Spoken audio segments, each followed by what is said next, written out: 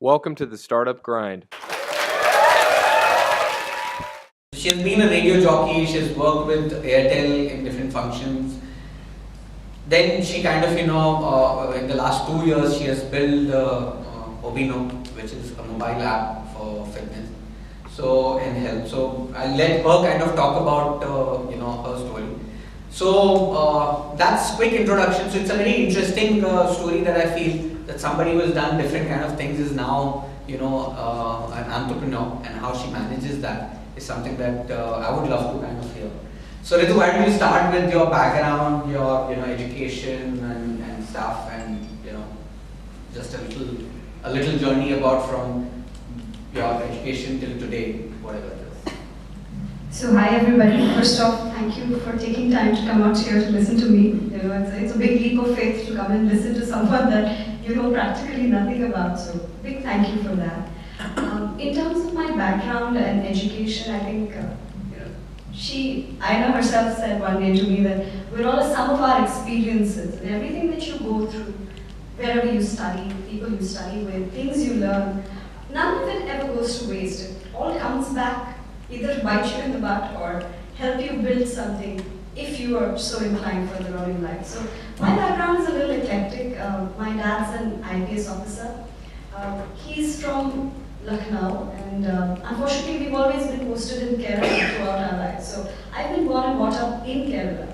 I used to consider myself a Keralite till I came up north, and after coming up north I think I consider myself more of a Keralite because the north is a little scary for someone who's been brought up in the south. So I've been brought up in a services family and in a honest government servants family. So money was always tight. We never had the luxuries which most people aspire to. But that was alright because we had everything we needed. We were well taken care of. Family was very well educated, very focused on achievement. My father's always been a very, very high achiever. And I think that either depresses you as a child or it inspires you as a child. Because to be constantly seeing one parent achieve things one after the other, have everybody speak ridiculously highly about them, it either scares you to death or it inspires you. So initially I was scared to death.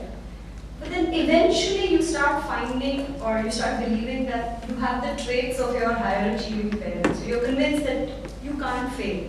You come from good parents, you come from a high achiever stock, you're destined to do well. So I think the story of my life has always been about overconfidence. And I say this in the truest honesty to each one of you. It never occurred to me throughout my life that I would fail. And it never scared me. And I think that was because I saw my father trying things which no normal person would do and failing sometimes, but it didn't deter him in the least. He would just go on to the next thing and succeed at it. And as an example, I think that's something that I take as an example to try and set to my 6-year-old. It doesn't matter. Give it a shot. So you failed. Do something else. So my whole background has been one of academics and achievement, and that's something I've seen through my family.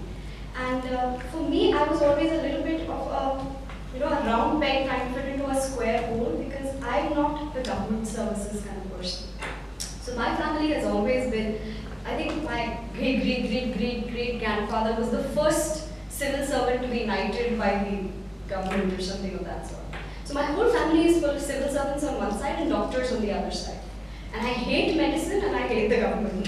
So I'm like a bit stuck in the middle. So throughout my childhood, I've always been into academics, very basic academics. I've never been a topper. I've always been a middle of the pack kind of person. I would never attract attention as someone who topped in school, but I would always do well enough to stay away from scrutiny.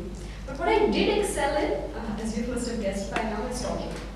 So I was a debater, I was an extempore speaker, I was constantly competing, I was out of school most days, inter-school events, college events, and that has been the defining piece of my life. I just mostly talk my way out of stuff. Right? And because of that, I went on through my studies to do English literature, went on to do an MBA from TFI Management Institute in Manipal. I got placed with Wipro Infotech in a sales position, obviously because I could talk. Went on to sell to some of the highest and most painful government agencies. So I started off as a strategic account manager for the government division. So I used to sell laptops. And I started my career here in Bombay in 2002 with Wipro with a salary of 8,000 rupees. And it was depressing because houses in those days for a PG accommodation used to cost 7,000 rupees. So I looked at my salary, I said, "Okay, 1,000 rupees. What do I do with this now?"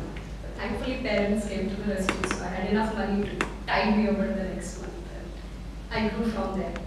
But I think the real change in my life from what was the beaten path came one day when I was coming back after a sales call to BPCL. I had spent 4 hours sweet talking the purchase manager into allowing us to apply for the tender for 4 crore laptops.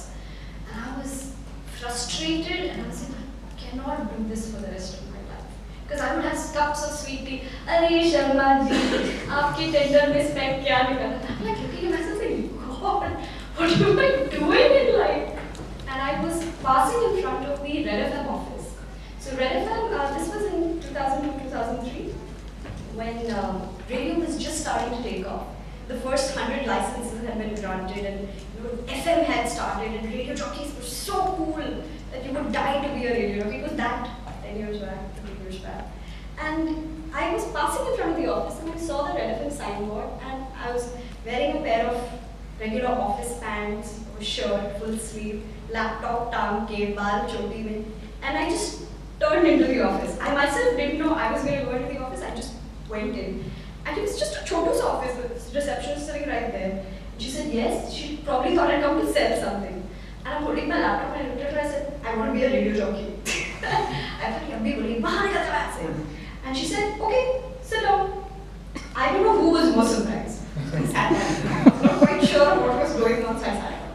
And then after 5 minutes, this really cool looking dude, putty hui pant, tan t-shirt, hands, hair standing up like that. He came out with this really accented English. He said, "You ready for an audition?" I know what an audition meant. I said, yeah, absolutely. He said, come. So he took me inside the studio. It was gorgeous. It was freezing cold, mic, setup, equipment. And he said, you have 5 minutes and then I will switch on the recorder. And then you have 5 minutes more. Are you ready? I said, yes, of course I am ready. I have no idea what else to say. So I said, what would you like me to say? So he gave me a very dirty look. He said, imagine you're introducing a set of songs. So I said, okay, I can do that. I have heard it. So he said, okay, should I switch on the recorder? I said, okay. And he switched on the recorder. I started speaking. I kept speaking. I kept watching his face. And he said, stop. So I stopped. And he said, thank you very much. And then 5 minutes later, I find myself standing on the road saying, okay, what was that? What just happened? I said, koi baat nahi, kisi ne dekha nahi, chalo. I went back to office, filed my sales calls for the day. Next day I was back on my plan. And at about 3 in the afternoon, I get a call. And that same accented voice, I will never forget that voice now. He says, can you come in? The programming director wants to meet you. I said, of course I can come in. So I turned up at the office. Same sales wale kapde, laptop, tanki, and he looks at the programming director looks at me. He's like, what do you sell? I sell laptops. He said, you want to be a radio jockey? I said, yes. So he said, sit down. He chatted with me for 2 hours. My sales calls went to hell that day. I got my boss to call me. And then he said, wait, the national programming head is coming. I want you to meet him. I said, okay. The national programming head came. We spoke for another 2 hours. And then they said, would you like to join us? I was like, hell yes. So he said, how much are you getting? So I thought I'd called my 8,000 and I said, 20,000. So he said, how much of an increment do you want? I said, 30,000. By this time, my heart is like, and he said, when can you join? I said, I have no idea. I have to check with my boss. He said, I will not wait for you past the 1st of next month. I said, okay. And I walked out of office and I called my father. My dad's an IPS officer. She's very official son. I said, Papa, I just got hired as a radio jockey. So my dad is like, but तुम तो विप्रो में काम करती हो. I said, हाँ, मैं छोड़ रही हूँ. And I just remember my dad saying, हम रात में बात करेंगे बेटा इसके बारे में. I said, okay, Papa. Put the phone down. Dancing on it, I went back home. And then at 8:30, I got to call my mother. पागल हो गई हो.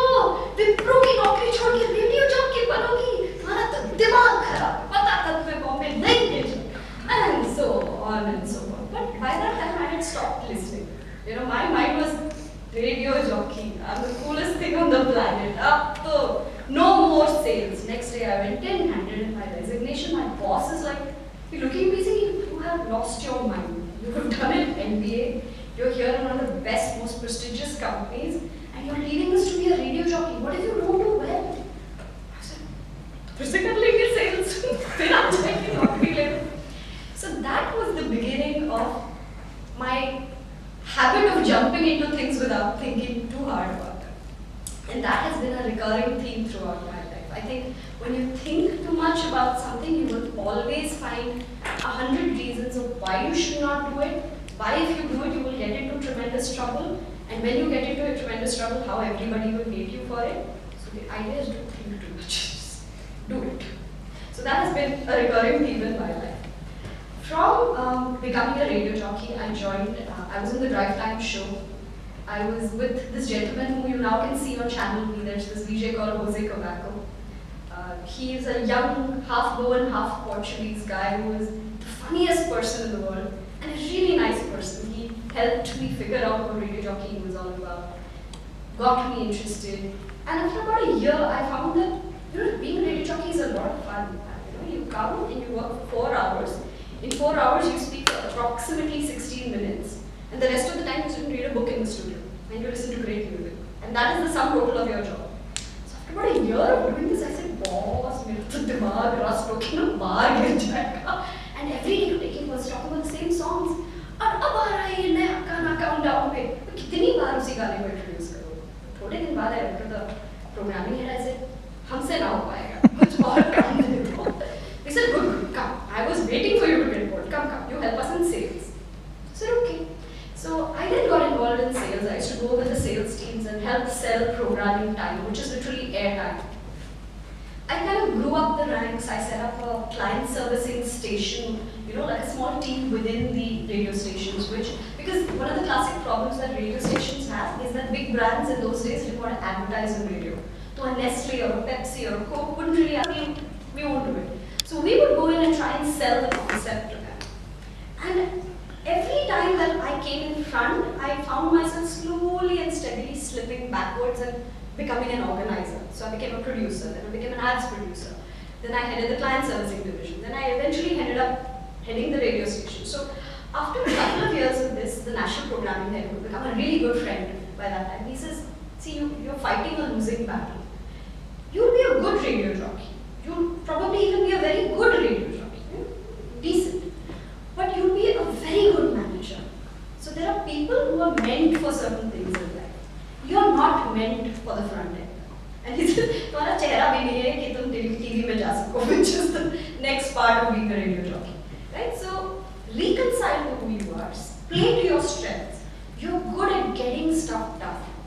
Focus on that. Figure what you're good at and focus on that. But you can still, if you want to be a jock, be a jock. But he said, I'm seeing you and you're bored out of your mind. You've only been doing this for 2 years. Can you imagine doing this for the rest of your life? No way. So from there, I headed the programming team. I set up the entire station in Delhi for them. And that was when there was a channel called Go 92.5 in Bombay about 10 years ago. It was part of the Midday Group. It was the first international station. So they were transitioning to a mass Hindi format because everybody was doing Hindi music. So they wanted to be a Hindi station as well. So they hired me as their first employee in Delhi to set up and launch their Hindi radio station in Delhi. Now Delhi was a phenomenally crowded market at that time. There were already 9 radio stations there and Radio Jockey was leading the pack. And they were like head and shoulders above everybody else. So he said, boss, हम लोग international station है, हम vanilla ice बजाते हैं retro और अब आपने उसको top 40s Hindi format station करना है, चलो करते हैं. So he hired me. I was the first employee, and I still remember I did all my hiring sitting out of barista in the Noida Grand Mall. थोड़े दिन तो barista वाला मुझे देखता रहा कि हर दिन सुबह आती है और फिर 25 लोग आते हैं इससे मिलने, फिर चली जाती है, फिर अगले दिन आती है, फिर 25 लोग मिलने आते हैं. तो एक दिन आता है कॉफी लेकर, मैडम आपके तो बहुत दोस्त हैं, चला जाए. I remember we hired and I handpicked. I poached every single person that I'd ever heard a good word about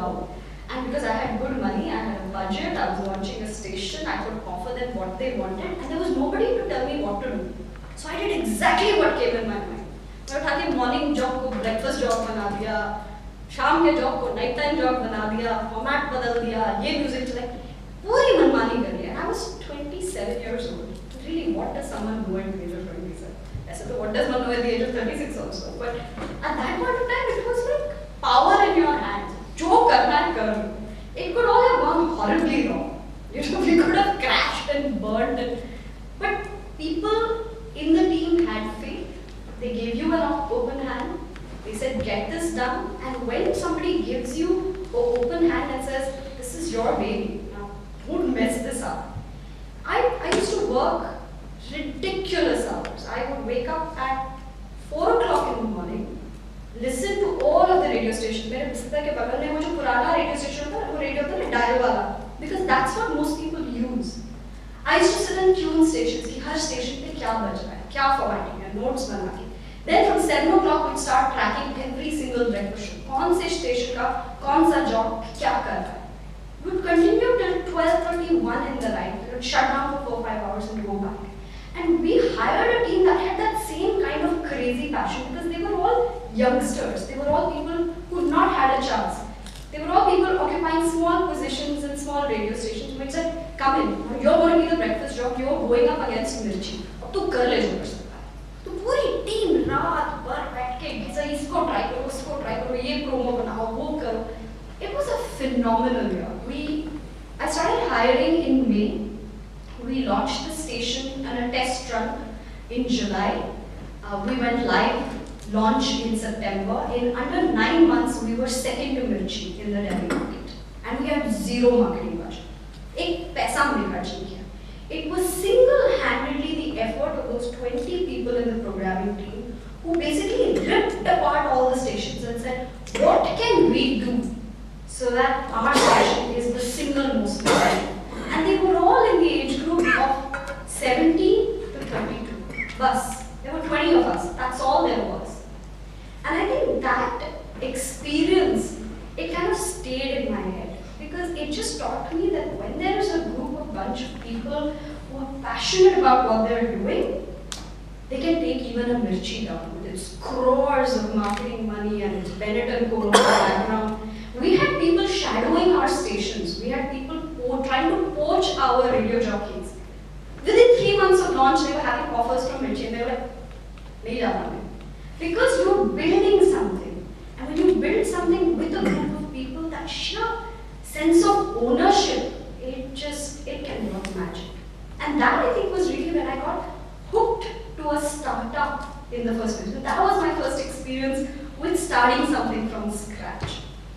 So this continued for 9 months, 10 months. We became number 1, which we never found out because our company was too cheap to pay for the RAM rating. So we never knew that we were number 2 in the market. We only found out later.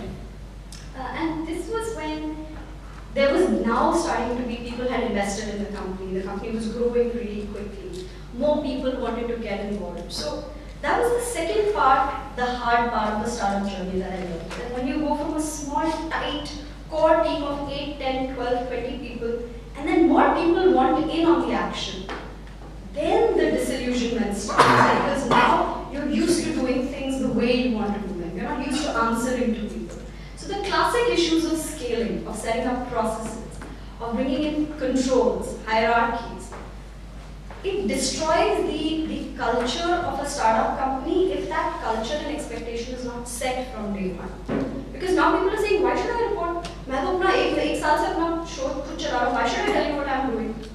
So these were all things that I saw firsthand, that I learned. I said, okay, so next time you need to build those reporting structures, those processes, at least the expectation of them in from day one, so that the team doesn't come in for such a rude shock when that scaling actually happens. Because ultimately, what is a business? It's a group of 10, 20, 30, 40 people. And if they don't believe in what you're doing, then you might as well just shut everything and go down.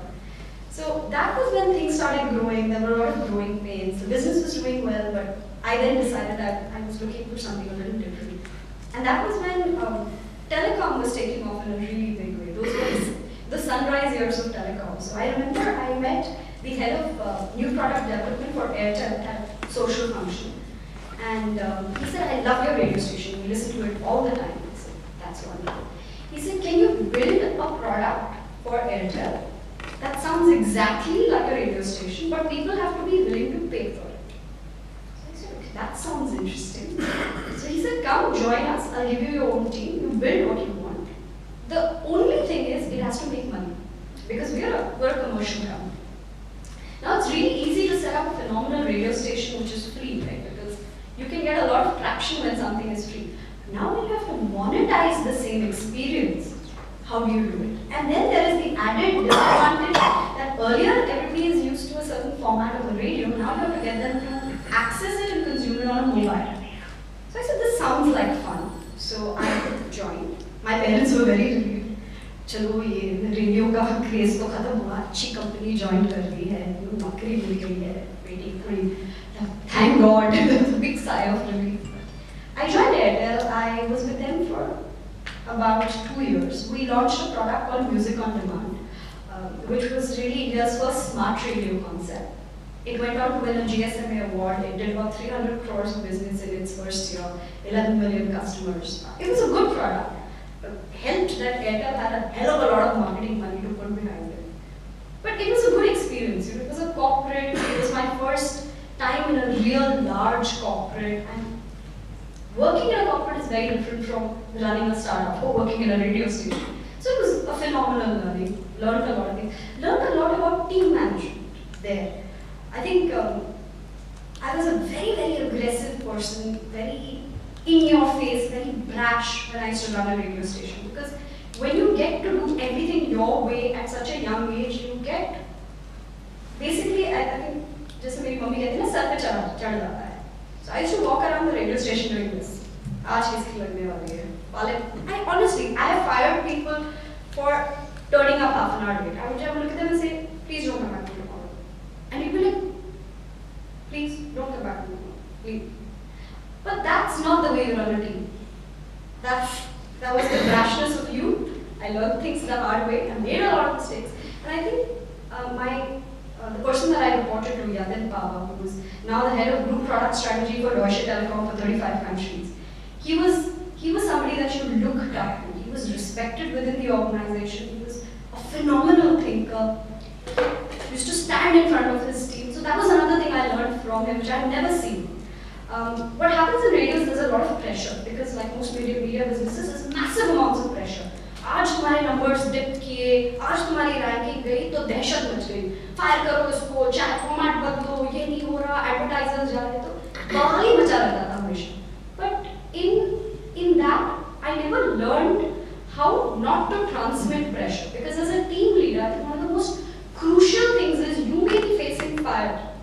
But you have to stand between that fire and your team so that your team has the mental bandwidth to do what is to be done. If you're running around screaming like a headless chicken, number come, so team bhi dehshat mein aa jati hai, no all that stuff. So I never learned that in my radio days, but I learned that when I went to Airtel. Because we would have number pressure, revenue pressure, performance pressure, teams nahi aa rahi hai, deadlines nahi ho rahi hai. But my boss would just stand there like a bulwark in front of you and say, तुम लोग अपना काम करो. Pressure, I will handle.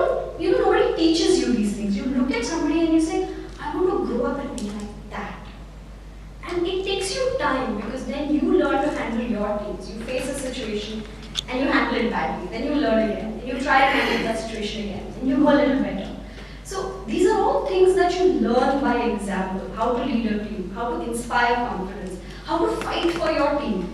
One of the classic examples that all of us have gone through is we work like dogs through the year and then at appraisal time boss हाथ खड़ा कर देता है. मेरे पास तो जितना था मैंने किया.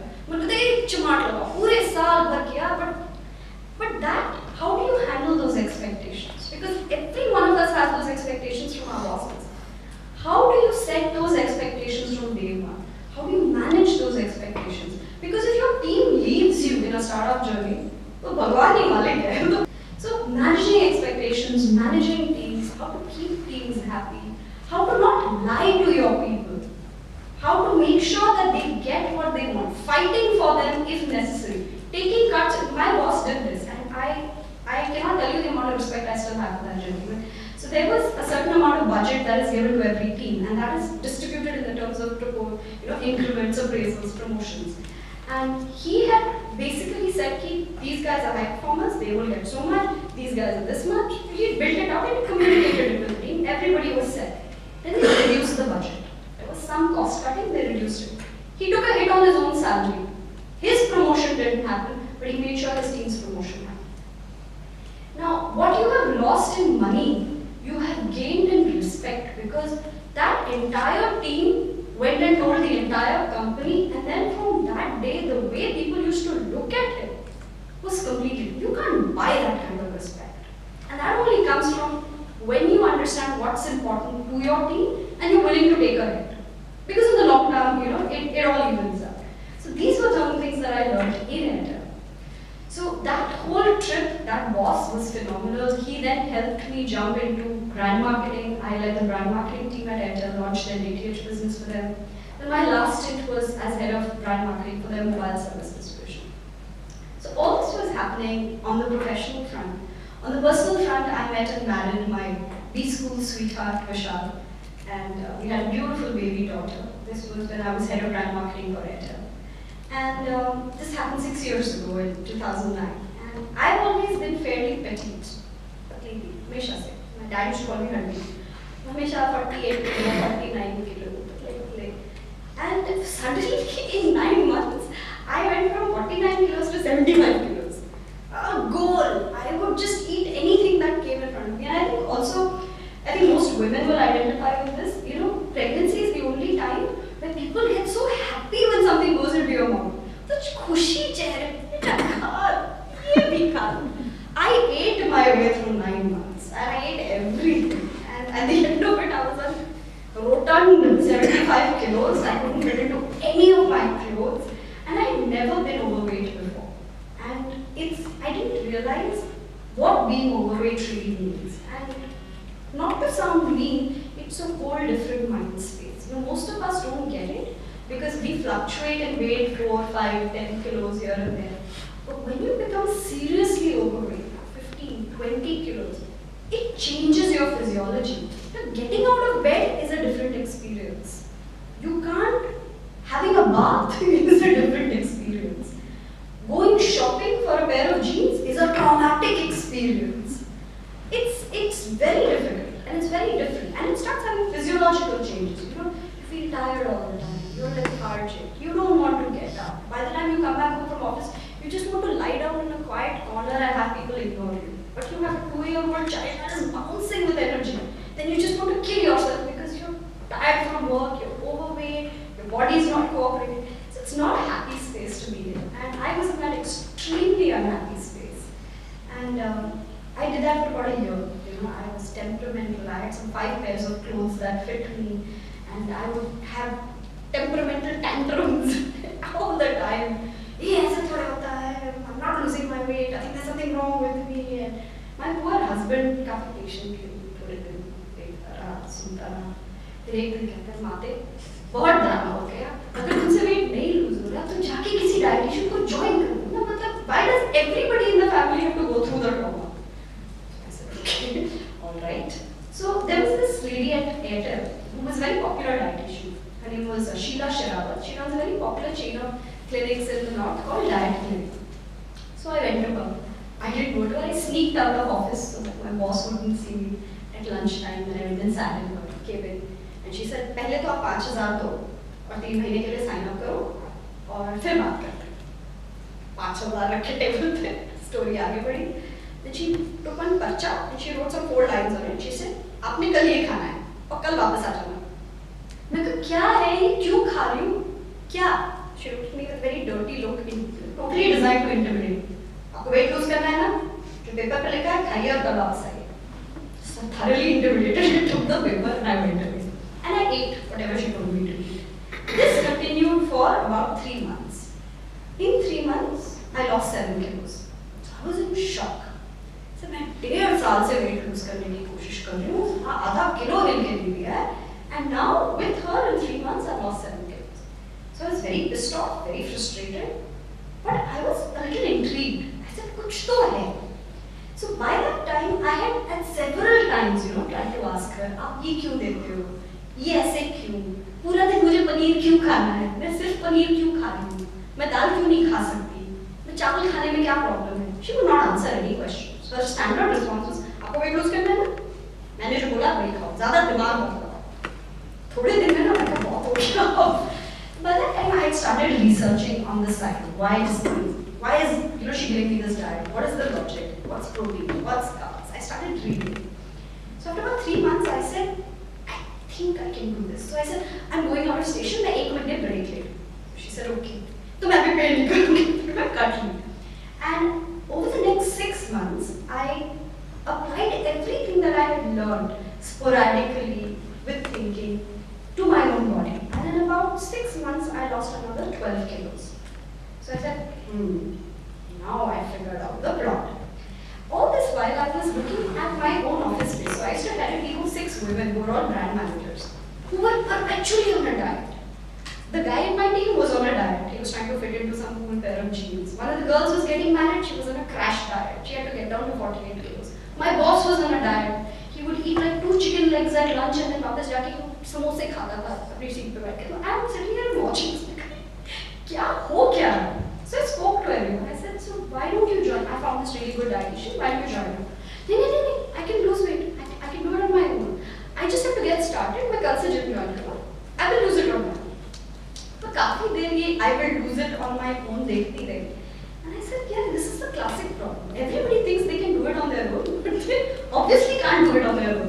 They would have lost a lot of weight by now. So that's where the seeds for Obino really kind of started germinating in my mind. And that's how all the journeys that I've had kind of led me to the point of Obino. Setting us spoken for a long time. I'll stop and let him speak. No, so you only kind of go on. So why Obino? I mean, what's the name about Obino? And how it came up for the name? So actually I didn't really set out to start Obino. What was happening was that in this whole ecosystem, I was kind of going to work at 8 every morning, and I had a beautiful 2-year-old daughter at home, जो हर दिन सुबह से टांग पकड़ के मम्मा बच्चा छुड़ा के silly scene करके I would go to office and I would slave for 12 hours there and come back home at 8 o'clock to a child bouncing with energy. क्या मम्मा आई है? फिर 12 बजे तक मम्मा की तो मतलब बैंड बज जाती थी, बच्चा सुला के again at 6 o'clock in the morning. So I was doing this for about 1.5 years. And I said, boss, this doesn't make any sense. Ek to my child is being brought up by maids. You know, there is no point in having a child if a maid is going to be. My does not have the child. And I was actually, honestly speaking, I hate to say this in public, I had a female boss who didn't have a child and was not married, and therefore had a very different way of approaching the work-life balance. Now, when you're a mother and you are running a family and a home and handling a job, you're running 3 things at the same time.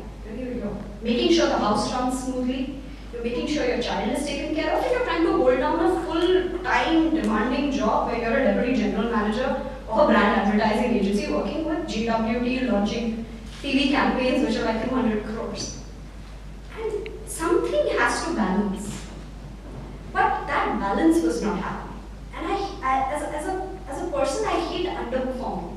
I feel that you can't do something or you shouldn't do it. You don't muck up the job. Just let someone who can do it properly. And I was constantly feeling कि ना यहाँ deliver कर पा रहे, ना वहाँ deliver कर पा रहे. Everywhere you're shortchanging not just whose expectations are with you, but yourself.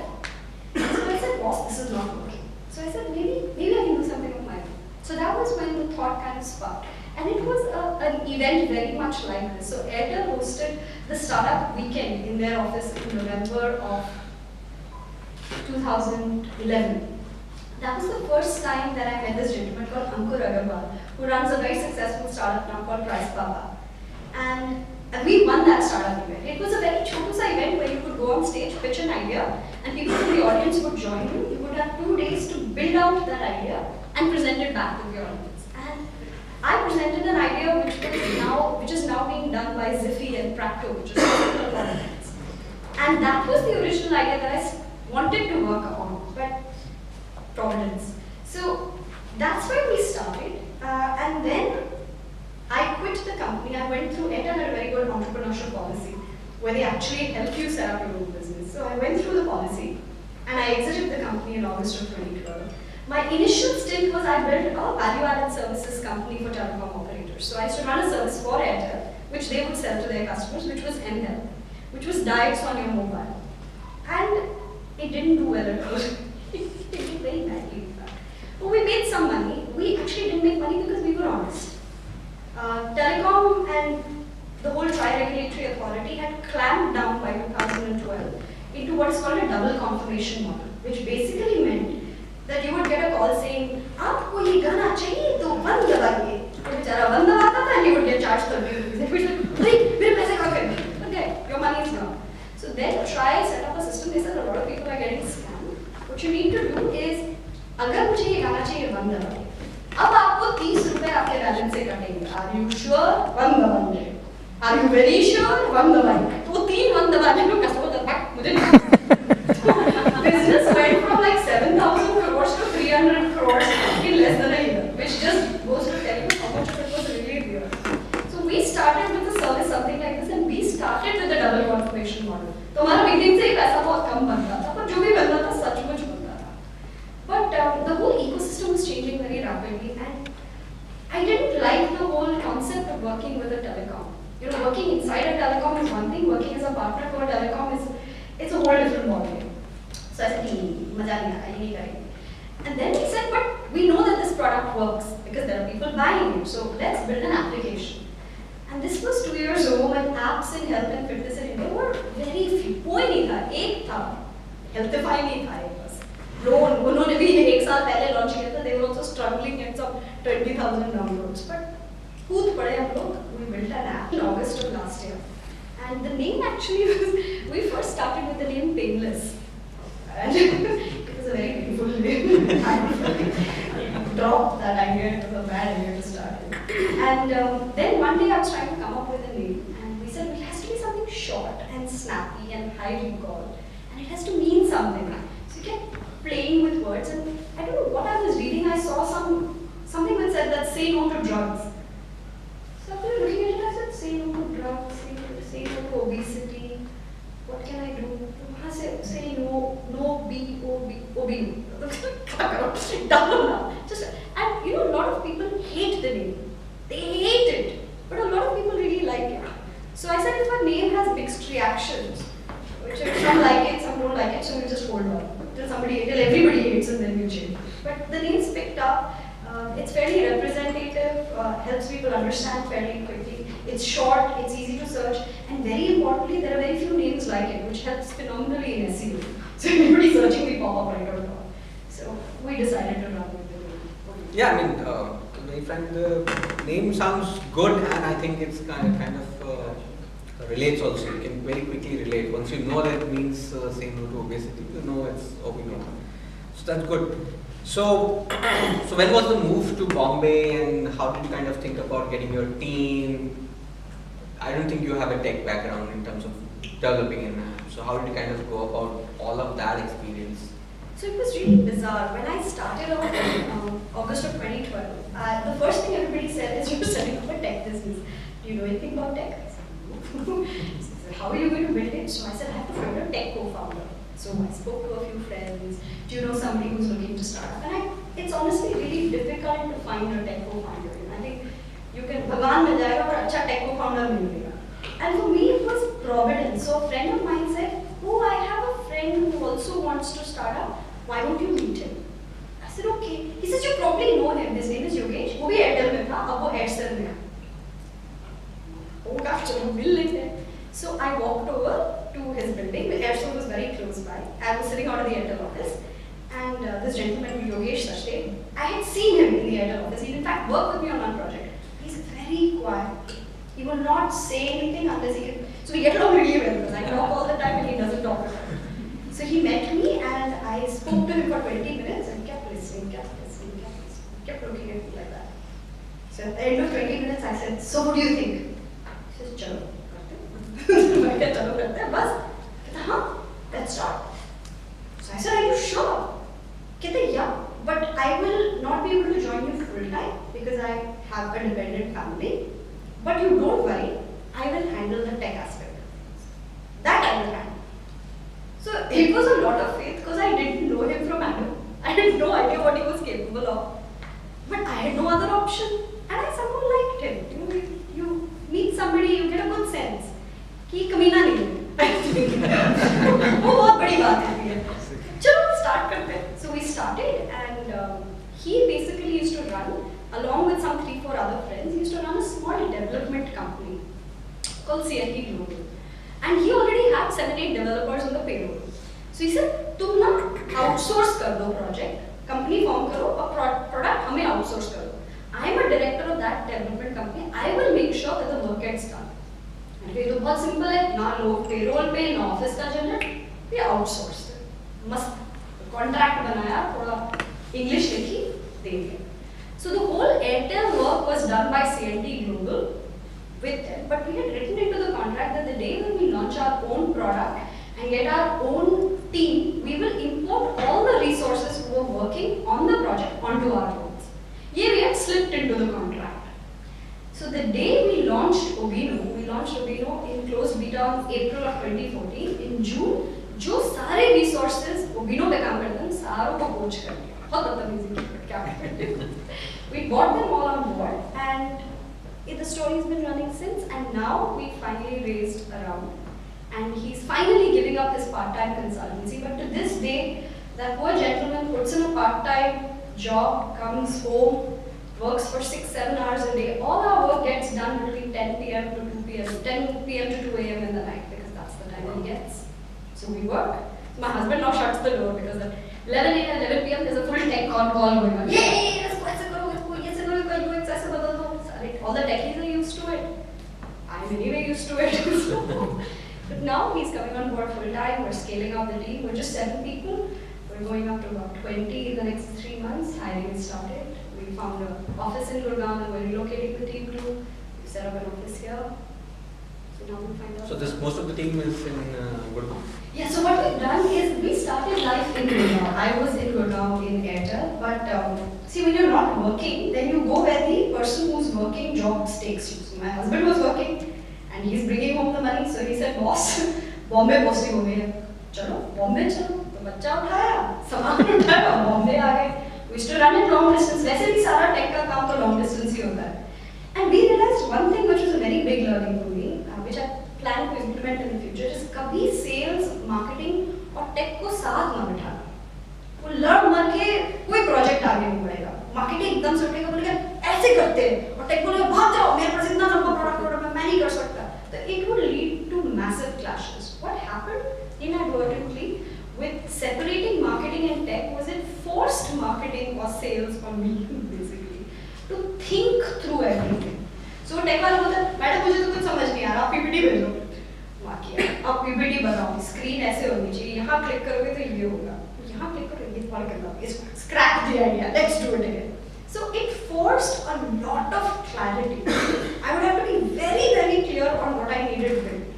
And also what it taught me is when you're remote managing people, you have to be very careful how you communicate. Because people can see your face when you're talking to them and you may not actually mean something, but you may say things roughly. If you say it on the phone, your techie will quit. And if he quits, then God help you with your app. So it teaches you how to communicate, how to pace the team, how to make sure discipline is happening. Because in remote management, people will say, "Hey, मैं office में हूँ." Office में हूँ? मुझे traffic की आवाज़ क्यों आ रही है? नहीं, मैं office के बाहर खड़ा हूँ. Okay. So all of these things, it forces you to build systems, to build supervision, to build processes that get work done. Because in remote management, your team has to be good or you have to find a very good way to supervise them. Otherwise, nothing's ever going to get done.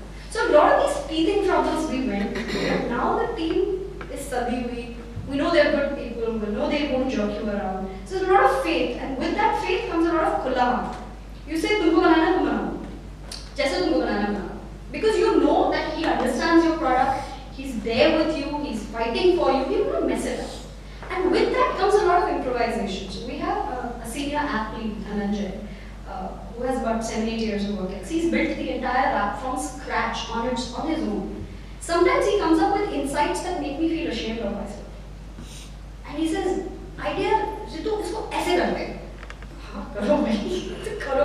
And in fact, now we're getting into a deal with Samsung where we're becoming the companion app to their smartwatch, the Gear S2, which is launching.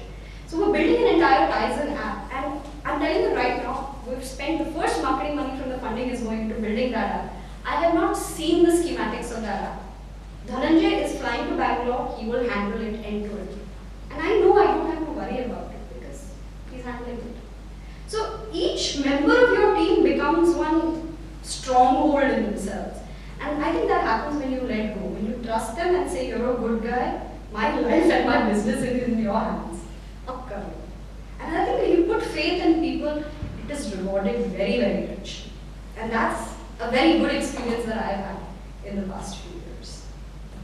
So you're trying to say basically hire the right people and then deliver. I mean, make them responsible. You know, everybody says hire the right people, and this is something that perplexes me because how do you know you're hiring the right person? So what's your experience? You hire them. Because I had this coach that we hired called Anuja. She had a small baby, and I think I hired her a lot to do with sympathy. So like that, people trying to get back into the workforce. I was in the same position.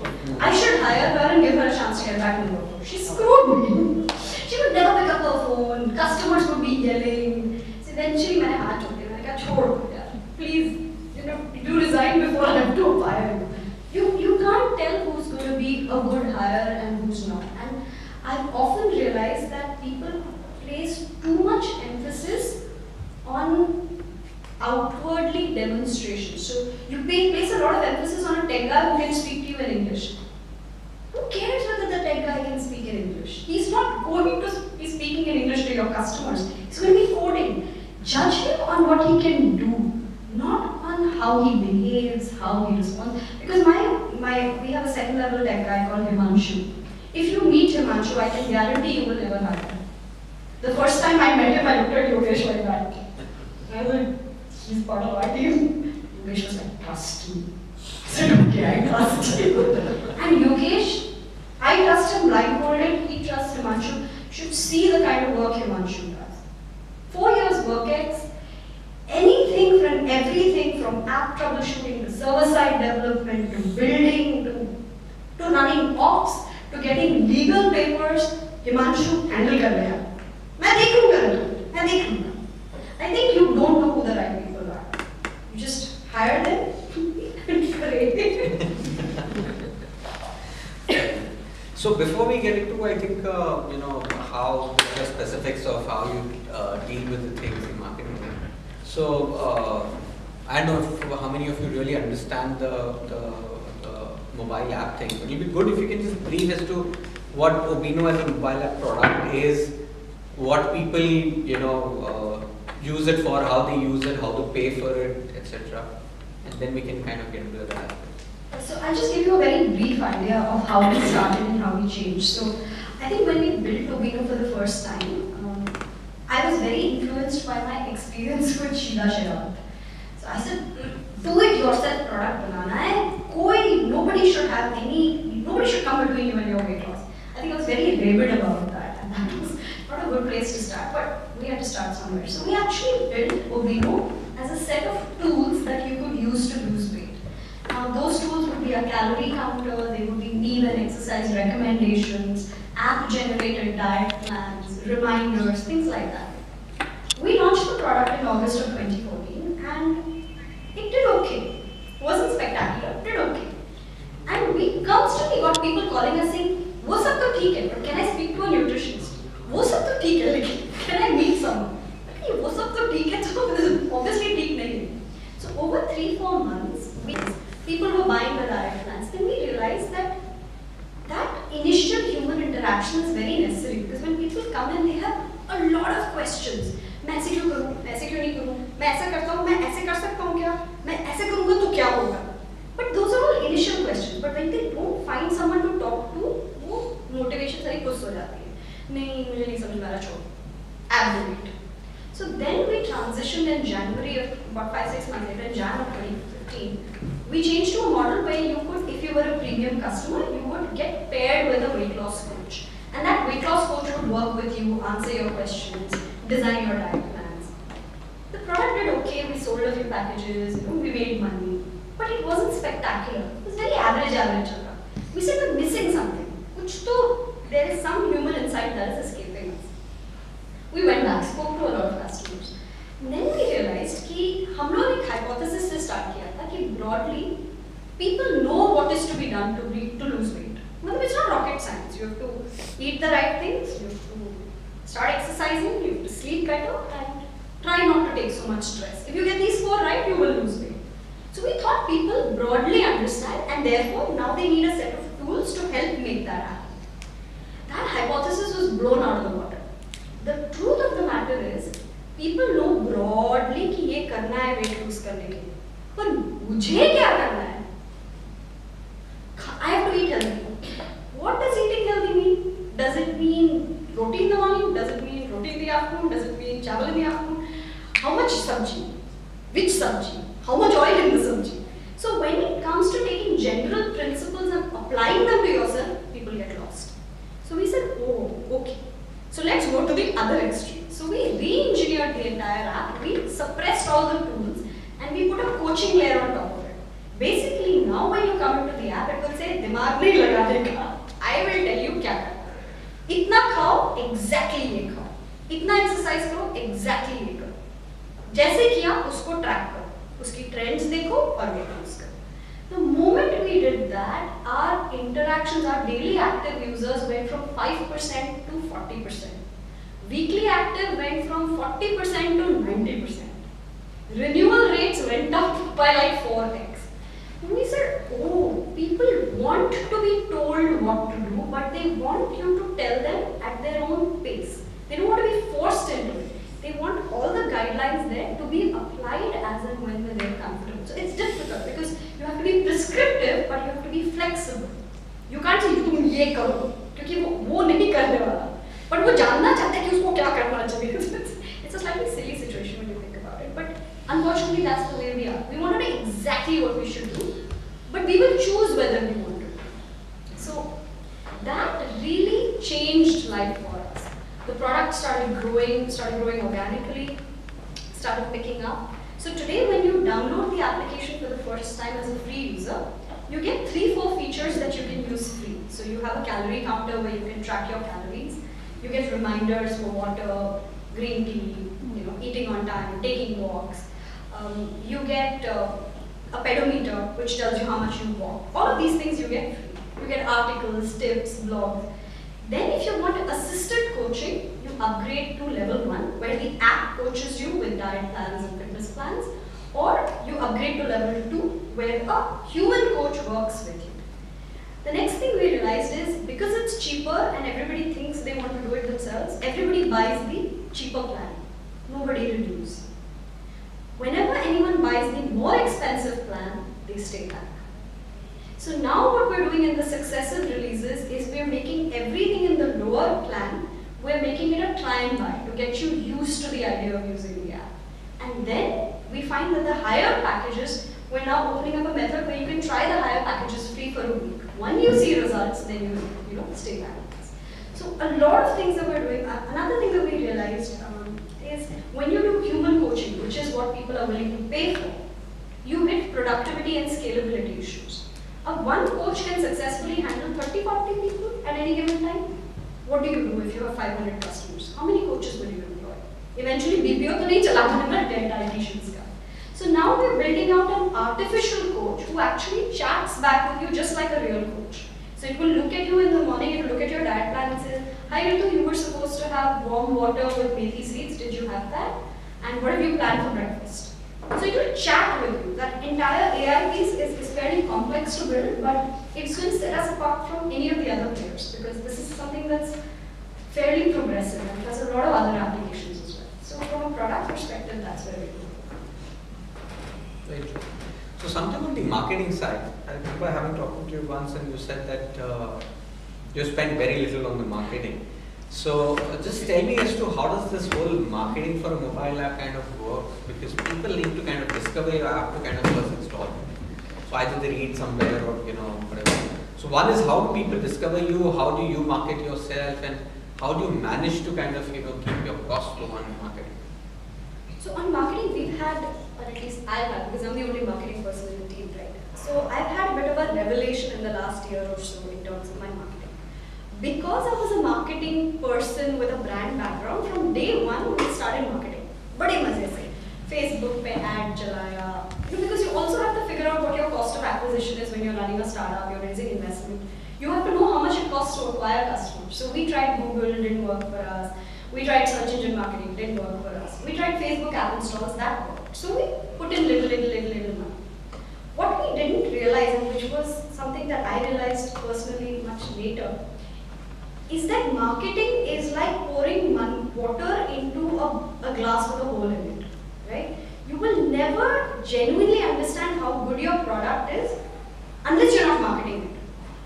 Because what was happening was that people would download the app, they would discover it, download the app, and then they would delete it. But I would be running marketing campaigns, so the cycle would keep going. लोग आते थे, delete करते थे, चले जाते थे, आते थे, delete करते थे, चले जाते थे. तो हम लोग को लगता था product तो grow कर रहा है, क्योंकि 1,000 users से 2,000 users से 2,500 slowly grow कर रहा है. Its uninstall rates high है, ठीक है, लेकिन grow कर रहा है. The day you kill marketing, the product starts degrowing. So this, unfortunately, the realization came a little late. It should have come earlier.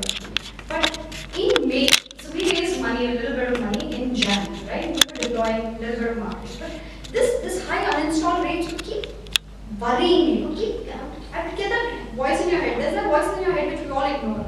Which says you're doing something wrong, stop doing it. You're doing something wrong, mat karo. But like, abhi chal raha hai. One day that voice in my head said, बहुत हो गया, पैसा खत्म होने वाला है. If you don't fix this problem now, you're just going to die. So we said, okay, we're anyway running out of money. So in May, we all sat down and I told my tech guys, I said, as on May 12th, I am killing marketing budgets. 0 rupees will be spent on marketing. In the next 2 months, if this product doesn't grow organically, we're shutting this ecosystem. Because obviously, if in 1 year we have not managed to get our app together so the product can grow organically, so we might as well just shut shop and go home. So on May 12th, we were at 2,900 customers and we killed marketing. And our product every day, I would sit there every morning looking at the analytics tool and say, shit, these customers are there. Oh crap, these customers are there. And tech is looking at it and saying, what if the number degrow kare? And then we started going back to the product. We said product fix करो, customer यहाँ से bounce हो रहा है, UX ठीक करो, ये feature introduce करो, ये कोई use नहीं कर. 2 months, all we did was all the energy that used to go on marketing, we spent on ghissoing the product. On July 14th, for the first time in almost 2.5 months, the product grew by 10 users. From May, I haven't spent a rupee in marketing. The product has grown 400%. Now I know that the product is sound. Because even without spending a rupee, people are finding us, people are using the product, they're writing good things about the app, more people are finding the product, our base is growing on its own.